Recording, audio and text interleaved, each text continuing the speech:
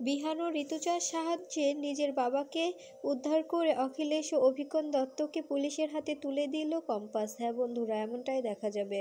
বিস্তারিত জানতে ভিডিওটি না টেনে সম্পূর্ণ দেখতে থাকুন। গল্পের শুরুতেই দেখা যাবে এক্সপেরিমেন্টের বিষয়ে জিতের সঙ্গে কথা বলতে থাকে কম্পাস। কম্পাস জিতকে সবটা বুঝিয়ে দেয় আর কিভাবে কি করতে হবে সবটা জিতকে বলতে থাকে আর বলতে থাকে, তোকে আমি বিশ্বাস করে সবটা তোর সঙ্গে শেয়ার করছি, তুই কখনো আমার বিশ্বাসের মর্যাদা ভাঙিস না। এদিকে দেখা যায় কম্পাসের বাবা জেলখানায় বসে বসে ভাবছে, আমার মেয়ে আমাকে ডাকছিল, ওটা আমার মেয়ে, আমি আমার মেয়ের কাছে যাব, আমাকে কেন ওনারা আটকে রেখেছে, আমাকে কেন ছাড়ছে না, আমাকে প্লিজ ছেড়ে দিন, আমি আমার মেয়ের কাছে যাব। এদিকে দেখা যায় বিহানে সে কম্পাসের বন্ধুদের বলতে থাকে, আচ্ছা তোমরা কি কম্পাসকে দেখেছো, আর কম্পাস কি আজকে ফার্স্ট ক্লাসটা করেছে? তখন দেখা যায় কম্পাসের বন্ধুরা বলতে থাকে, না আজকে তো ক্লাসটা করেনি, এখনও তো ক্লাসে ঢুকেনি, কিন্তু আমরা দেখেছি ওকে কলেজে আসতে। জিতো কম্পাস দুজনকেই আমরা দেখিনি, ওরা দুজনেই কলেজে মানে ফার্স্ট ক্লাসে ছিল না। এরপরে দেখা যায় এদিকে কম্পাস জিতকে কিভাবে কি করতে হবে সবটা বুঝিয়ে দেয়, কিভাবে সেখানে ল্যাব তৈরি করতে হবে, কিভাবে সব জিনিসপত্র রেডি করতে হবে জিতকে বলতে থাকে আর বলতে থাকে, তুই তুই সবটা আমাকে কথা দে, সবটা আমার সঙ্গে থেকে আমাকে অ্যারেঞ্জ করে দিবি। তখন দেখা যায় জিত বলতে থাকে, হ্যাঁ তুই নিশ্চিন্তে থাক, তোর যা যা প্রয়োজন আমি সবটা তোকে অ্যারেঞ্জ করে দেব, আমি শুরু থেকে শেষ পর্যন্ত তোর পাশে থাকবো, তুই কোনো চিন্তা করিস না, তোকে কোনো চিন্তা করতে হবে না। তখন দেখা যায় কম্পাস বলতে থাকে, আমি জানতাম যে তুই আমার পাশে থাকবি, তুই তুই পাশে থেকে আমাকে সাহায্য করবি, তাই তাই আমি তোকেই বলেছি, আর কাউকে বিশ্বাস পাইনি, আর কাউকে বলার ভরসা পাইনি, বুঝতে পারলি? তখন জিৎ বলতে থাকে, হ্যাঁ রে, আমি তোর বিশ্বাসের মর্যাদা রাখবো, আমি তোর বিশ্বাসের মর্যাদা কখনোই ভাঙতে দেব না।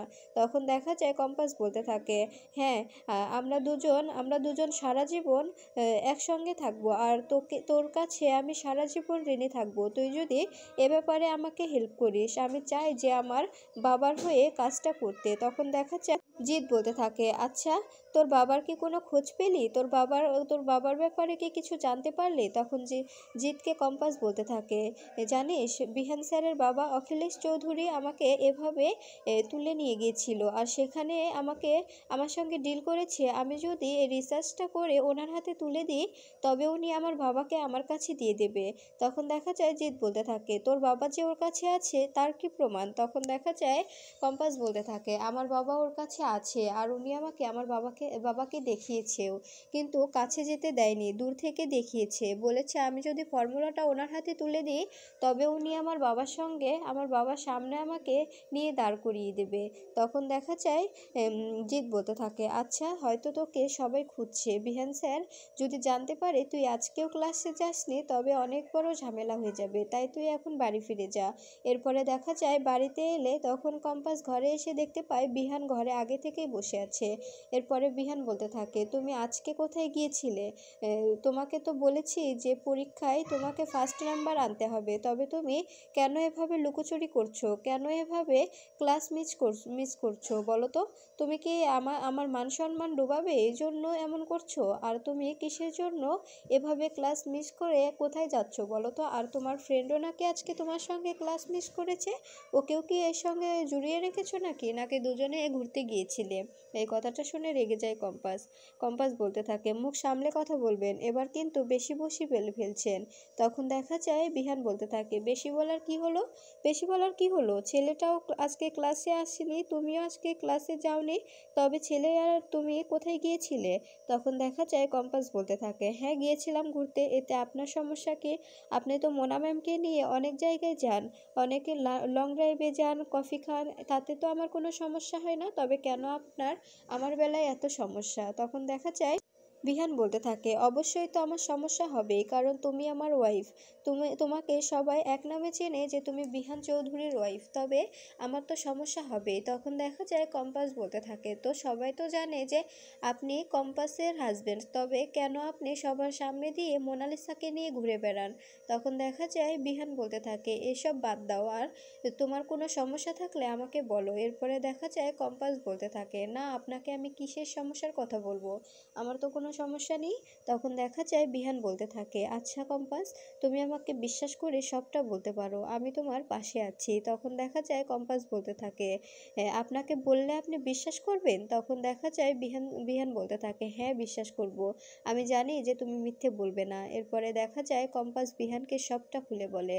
কম্পাস বিহানকে বলতে থাকে, আপনার বাবা আমার বাবাকে জিম্মি করে রেখেছে, আর আমার বাবার, আমি যে বলেছিলাম ফর্মুলাটার কথা, এক্সপেরিমেন্টের কথা, ওইটা আমাকে দিয়ে এক্সপেরিমেন্ট করে নেবে।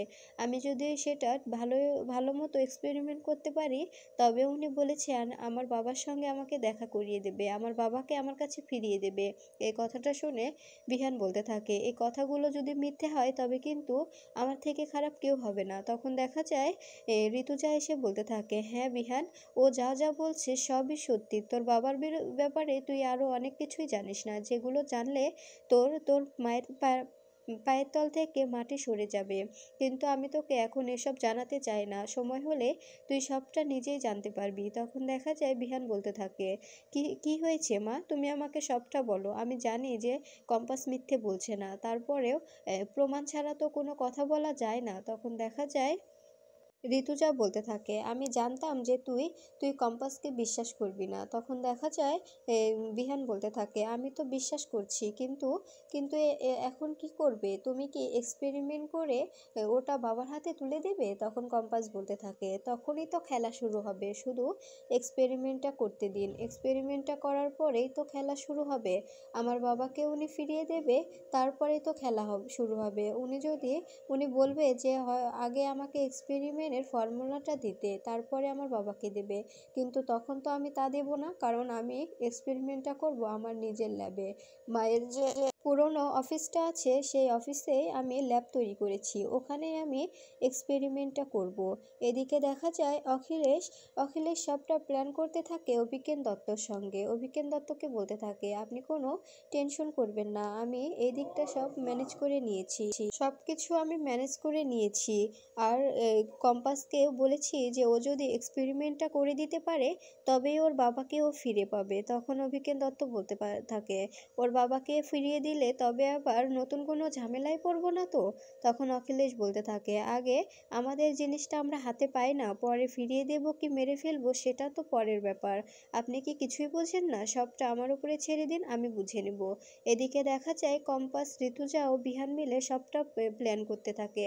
এম, ঋতুজা কম্পাসকে বলতে থাকে, শোন কম্পাস, তুই এক্সপেরিমেন্টটা সম্পূর্ণ কর, এক্সপেরিমেন্টটা সম্পূর্ণ হলে তারপরে আমরা তিনজনে মিলে সবটা সবটা প্রমাণ করে দেব যে অখিলেশ কিসের কিসের সঙ্গে যুক্ত আছে, আর ওর সঙ্গে কে কে জড়িয়ে আছে। এরপরে দেখা যায় বিহান বলতে থাকে, আচ্ছা কম্পাস, তুমি কি জানো ওর সঙ্গে কে কে জড়িয়ে আছে? তখন কম্পাস বলতে থাকে, আমি যদি বলি তবে আপনি কি বিশ্বাস করবেন?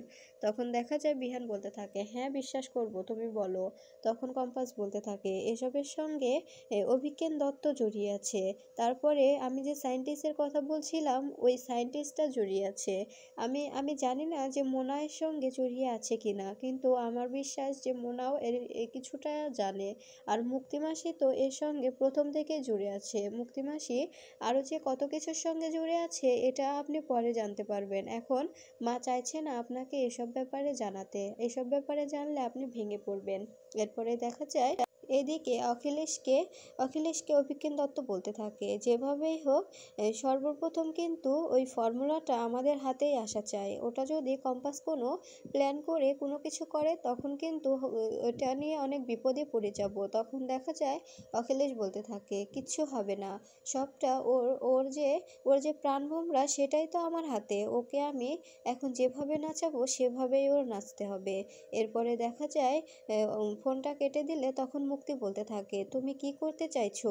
তুমি কি করতে চাইছো? তুমি কিন্তু বুঝতে পারছো না, এতটাও সোজা নয়, মেয়েটা কিন্তু অনেক ধুরন্ধর, তুমি যতটা বোকা ভাবছো ততটা কিন্তু বোকা নয়, পরে আবার নিজে পস্তিও না। তখন দেখা যায় অখিলেশ বলতে থাকে, মুক্তি, এসব কথা কিন্তু শুনতে ভালো লাগে না। এরপরে দেখা যায় এদিকে কম্পাস, বিহান ও ঋতুজা তিনজনে মিলে প্ল্যান করতে থাকে কিভাবে কম্পাসের বাবাকে সেখান থেকে উদ্ধার করা যায়। এরপরে দেখা যায় কম্পাস কোনো মতো জেনে যায় যে কম্পাসের বাবা একটা একটা কারাগারে বন্দি আছে। সেখানে কম্পাস বিহান ও ঋতুজাকে নিয়ে পৌঁছে যায়, আর সেখানে গিয়ে তাদের সঙ্গে কথা বলে তারা কি কি জানে সবটা স্টেটমেন্ট নিয়ে সেখান থেকে কম্পাসের বাবাকে উদ্ধার করে কম্পাস, বিহান ও ঋতুজা। সেখান থেকে কম্পাসের বাবাকে নিয়ে বাড়িতে ফিরে আসে। এরপরে পুলিশ ডেকে অখিলেশ ও অভিজ্ঞান দত্তকে তুলে দেয় পুলিশের হাতে, আর সকল প্রমাণ পুলিশকে দিয়ে বলে উনি এতদিন যা যা করেছে সব কিছুর প্রমাণ আছে এই পেন ড্রাইভের মধ্যে, আর এগুলো সবটাই আমরা কারাগার থেকে ম্যানেজ করেছি। আর কারাগারের যে সিকিউরিটি গার্ড আছে ওদের সঙ্গে যে ওদের এতটা হাত ছিল সবটা ওনারা স্বীকারোক্তি করেছে।